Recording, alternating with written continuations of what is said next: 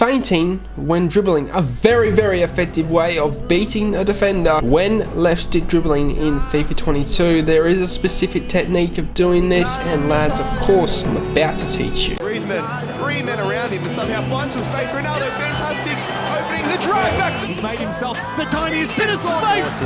Almost feels like a bit of a time. Didn't really go for it. Oh! The display there is absolutely ridiculous. The Elastico on the goal line. On the goal line, the finest. We of talked about margins. AussieFIFA. He's not here to make up the numbers.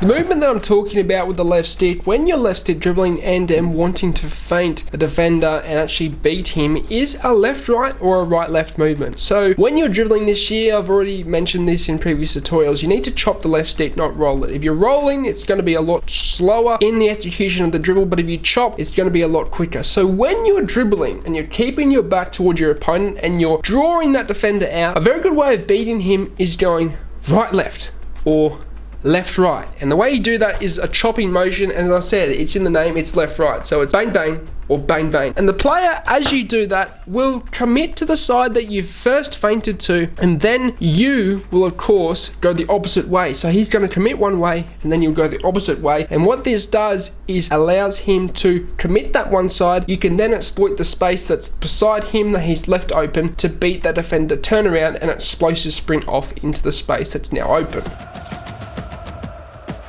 And sometimes he actually won't commit, and sometimes he may read you, and that's why you might need to not commit straight away. You may need to do it a couple of times before you actually execute the sprint dribble off into the space, before the actual space is opened up. It may take a few times for him to fall for it, but if you proceed with this and you stay consistent and you feint left, right, and you wait for that space to be opened up, you will make your opponent commit too far to one side, and that's when you need to be quick on your game and exploit that side by bursting off, turning around with the R2 explosive sprint technique and getting into the space that is now open.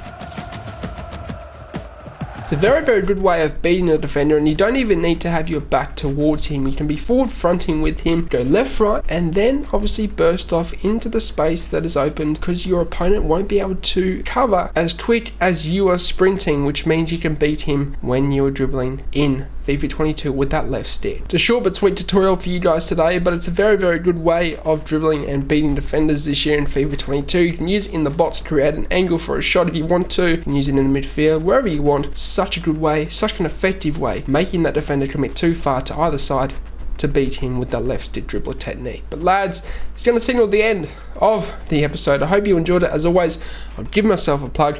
I'm doing tutorials on Instagram and TikTok. Go and check them out. Links are in the description down below. We'll keep in touch over there on those platforms. But as always, I hope you have a good day. I'm out. Sayonara, au revoir, adios, salam, ciao, and goodbye.